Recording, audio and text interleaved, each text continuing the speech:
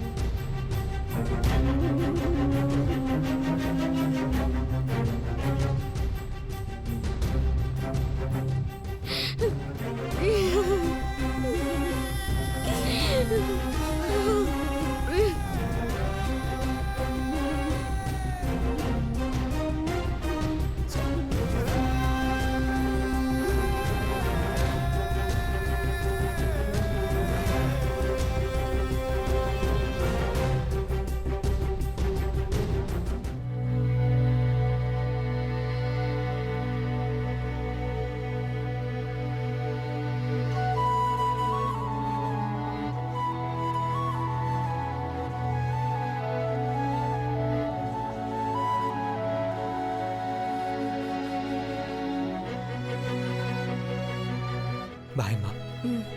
బయలుదేరు.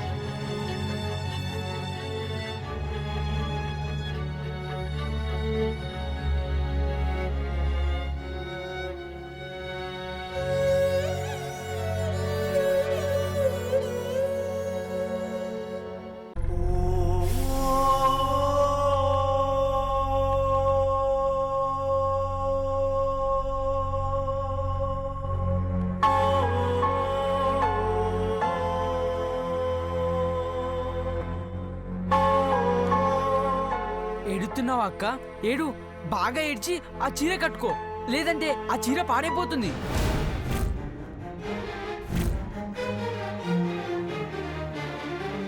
కన్నీళ్ళు ఇంకిపోయేదాకా ఏడ్చినా తలరాత మారదే సౌందర్య.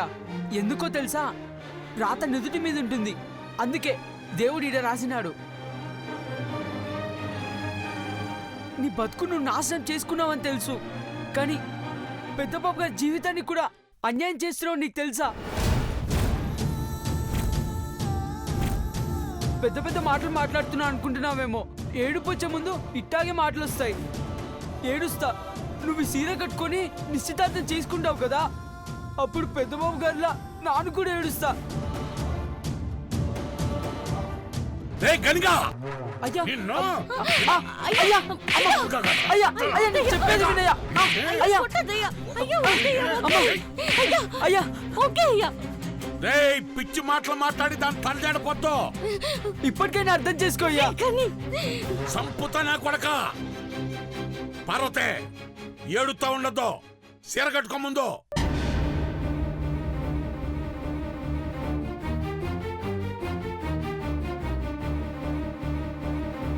రానని బెట్టు చెప్తే మన ముగ్గురులో ఎవరు సత్తారో ముందు చెప్పలేను.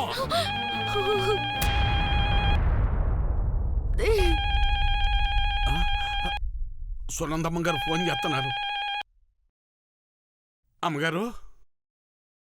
అమ్మగారు అనుకు హనుమంతు, చెల్లెమ్మంటేనో అక్కయ్య అంటేనో బంధుత్వం ఏర్పడుతుంది. అమ్మగారు, అట్ట అనడానికి అవకాశం వచ్చినా అనేటంత ధైర్యం మటుకు ఈ డ్రైవర్కి ఇంకా రాలేదమ్మగారు. మన్నించండి. నువ్వింకా పాతకాలం మనిషివేనయ్యా. సరిగాని నా కోడలు రెడీ అయిందా లేదా? రెడీ అవుతుంది అమ్మగారు. మాట్లాడతారు మీరు? వద్దులే హనుమంతు, ఇప్పుడు మాట్లాడితే లేట్ అయినందుకే ఫోన్ చేశానని కంగారు పడుతుంది. మీరైతే త్వరగా వచ్చేయండి. ఆలస్యమైతే రాహుకాలం వచ్చేలా ఉంది. అట్లాగే అమ్మగారు, బేగ వచ్చేస్తాం. అలాగే, ఎదురు చూస్తూ ఉంటాను.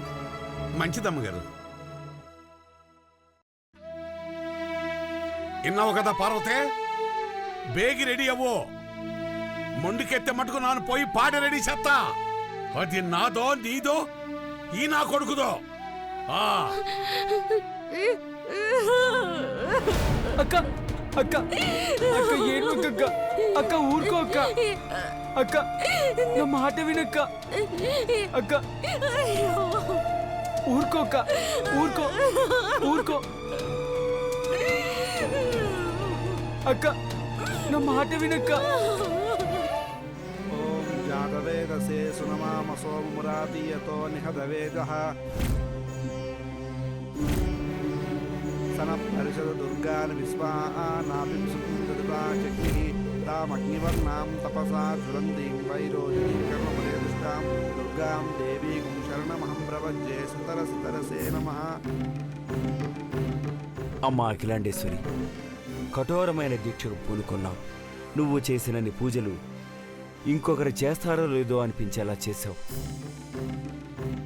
యజ్ఞఫలం దక్కక మానదు. ఇక మొండిగా ముందుకు వెళ్ళకూడదని మనవి చేస్తున్నాను. నా ప్రయత్నానికి ఫలితము పరిష్కారము దొరుకుతుంది సిద్ధాంతి గారు. అలా కాకుండా ఆ అమ్మ పరిహారమే కోరితే నేను బలవ్వడానికి కూడా సిద్ధమే.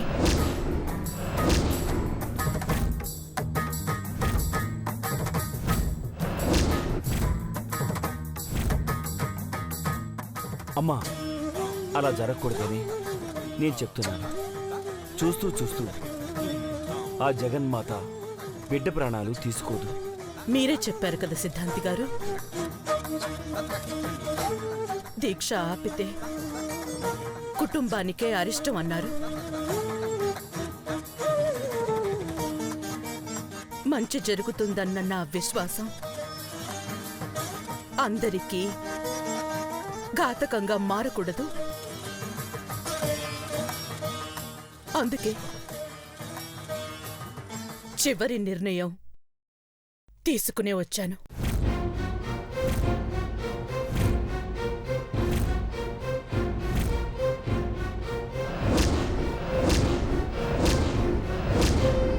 ఆ రోజు స్వయంగా నేనే చెప్పానమ్మా, మీ ఇంటికొచ్చే పెద్ద కోడలు ఎవరని తెలుసుకునే ప్రయత్నమే తల్లి బిడ్డల మధ్య అంతరాల్ని పెంచుతుంది.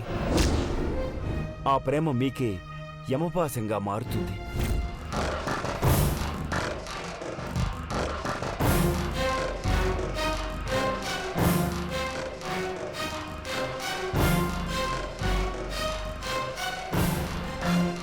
ఆ ప్రతిబంధకం శాశ్వతమని తెలిస్తే యజ్ఞఫలం పెద్ద కోడల్ని మీ ఇంటి గడపలోకి అడుగుపెట్టనిస్తుంది, కానీ నిన్ను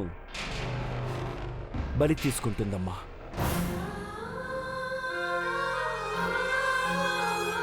సంతోషం సిద్ధాంతి గారు. తాను ప్రేమించిన అమ్మాయి ఎలా ఉందో తెలియక మదన పడుతున్న నా కొడుకుని చూసి తల్లడిల్లిపోతున్నాను. నా ప్రాణాలర్పించైనా నా పెద్ద కోడల్ని తీసుకునొస్తానని మాటిచ్చాను. నేను వెంటనే పూర్ణాయుష్కురాలనైనా పర్వాలేదు, సంతోషమే. ఇంతటి వైఖరి ప్రదర్శించడంలో అభిజాత్యం లేదని అర్థమైందమ్మా. బిడ్డ మీద ప్రేమంతటిదో తెలుస్తూ ఉంది, కానీ ప్రాణాలు పోతే తిరిగొస్తాయా? అందుకే ఆలోచించుకోమంటున్నాను. బాగా ఆలోచించే ఈ నిర్ణయం తీసుకున్నాను సిద్ధాంతి గారు.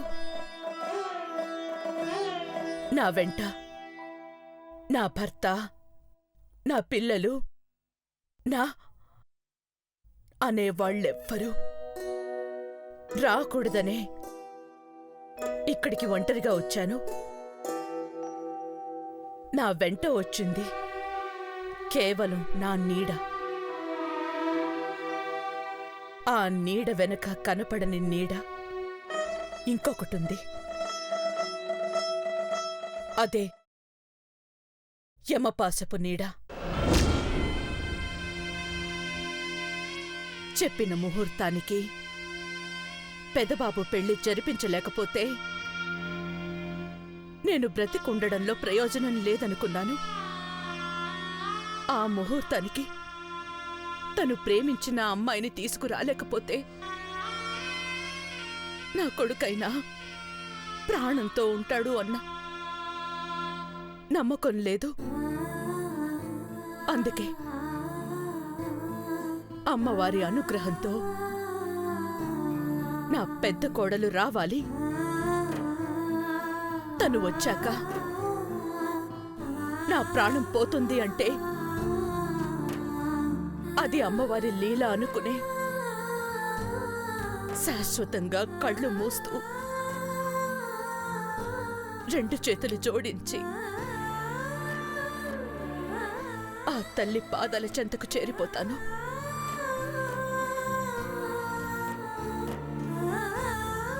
తల్లి కొడుకుల మధ్య ఉండే ప్రేమపాశమే ప్రతిబంధకమైతే ప్రజ్వలిల్లే అగ్ని జ్వాలలు నన్ను దహించనివ్వండి.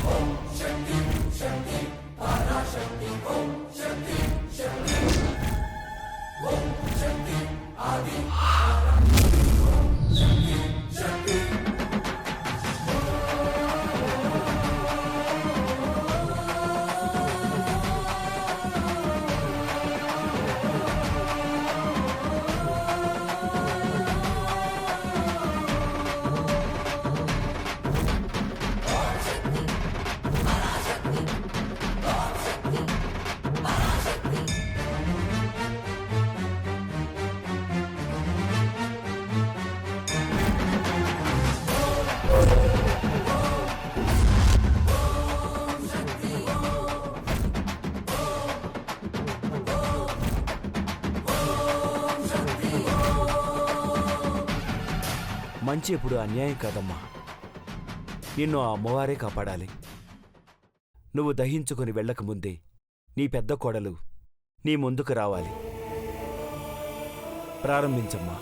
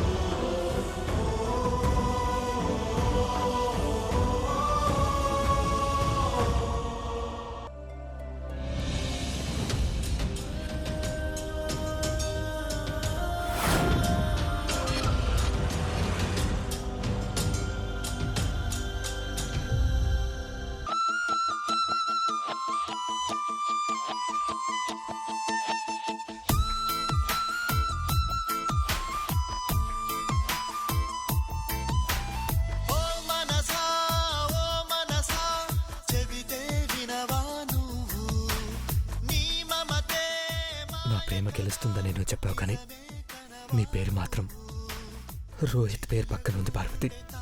ప్రేమ గెలవట్లేదు, గేలి చేస్తుంది.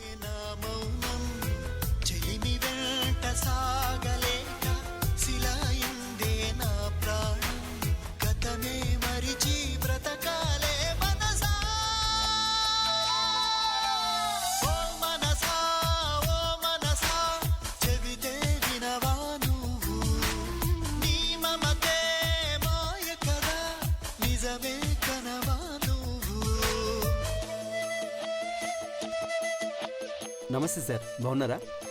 ఫైన్.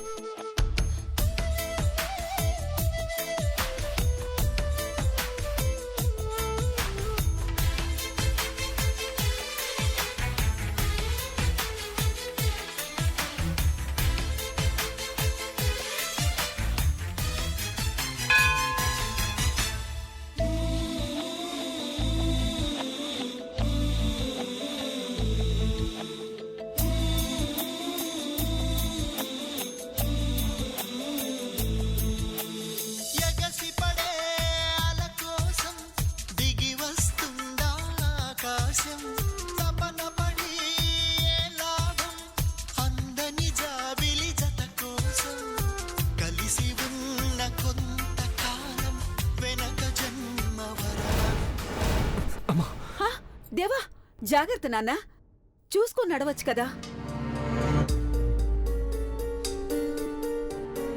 కాల్ స్లిప్ అయిందా ఆంటీ? నీ బాల్యమిత్రుడు బెస్ట్ ఫ్రెండ్ రోహిత్ నిశ్చితార్థమేనా అని ఆశ్చర్యపోతున్నావు కదూ? నాకర్థమైంది దేవా, నిజమే. వాడు పెళ్లి చేసుకుంటాడో లేదో అని నేను కూడా చాలా కంగారు పడేదాన్ని. అమెరికాలో ఎంత సంపాదిస్తున్నా సోషల్ సర్వీస్ అనుకుంటూ పర్సనల్ లైఫ్ని పట్టించుకునేవాడు కాదు. కాని ఇప్పుడు పార్వతిని పెళ్లి చేసుకోబోతున్నాడు అంటే ఒక రకంగా దానికి కారణం నువ్వే. నేనా ఆంటీ? అవును దేవా, పార్వతంటే ప్రపంచానికి తెలిసేలా చేసింది నువ్వు. వంటగదికే పరిమితమైన పనిమనిషిని బ్రాండ్ అంబాసిడర్గా తీర్చిదిద్దింది నువ్వు. మెడలో తాయెత్తు వేసుకునే అమ్మాయి 7 వారాల నగలు వేసుకుని కంపెనీ ప్రమోషన్ చేసే స్థాయికి తీసుకొచ్చావు. అది చూసే రోహిత్ ముచ్చటపడ్డాడు. పార్వతిని పెళ్లి చేసుకుంటానని డిసైడ్ అయ్యాడు. నా కొడుకు నాకు థ్యాంక్స్ చెప్తాడో లేదో గాని నేను మాత్రం దేవాకు థ్యాంక్స్ చెప్పాలి. రుణపడి ఉంటాను కూడా. అంత పెద్ద మాటలు ఎందుకులే ఆంటీ? అలా రాసిపెట్టుంది, అలా జరుగుతుంది. Rohit he's a lucky fellow. సరే రాదేవా, లోపలికెళదాం. ఓం సర్వే దేవతాభ్యో నమః. ఓం భూర్భువఃస్వః తత్సవితుర్వరేణ్యం భర్గో దేవస్య ధీమహి ధియో యో నః ప్రచోదయాత్. లక్ష్మీం క్షీరసముద్రరాజతనయాం శ్రీరంగధామేశ్వరీం దాసీభూతసమస్తదేవనితాం లోకైకదీపాంకురాం. రండమ్మా రండి, పెళ్లి కొడుకుని తీసుకొచ్చేసారా? చాలా సంతోషం. పంతులు గారు, పెళ్ళికొడుకు ఇంకా రాలేదు. ఇతను దేవేంద్ర, నా ఫ్రెండ్ అఖిలాండేశ్వరి కొడుకు. క్షమించండమ్మా, పొరపాటు పడ్డాను. పర్వాలేదు. దేవా కూడా త్వరలోనే పెళ్ళికొడుకు కాబోతున్నాడు. వీళ్ళమ్మ పెద్ద కోడల్ని తీసుకొచ్చే పనిలో ఉంది.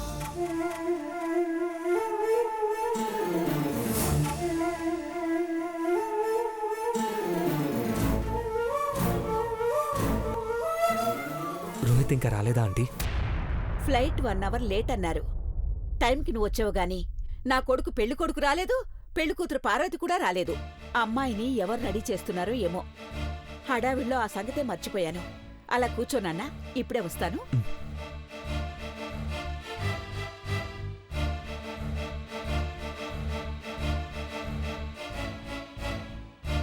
రెడీ అవ్వు పార్వతి, పెళ్లి కూతురుగా రెడీ అవ్వు. ఈ పెద్ద బాబు మాత్రం వెళ్ళిపోవడానికి రెడీ అయి వచ్చాడు.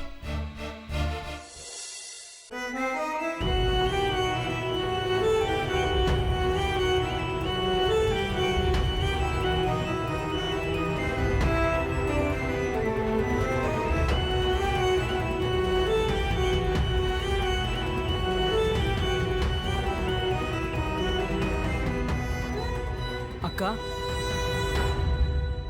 సీర కట్టుకున్నావా? ఆ నగలు ఎట్టుకున్నావా?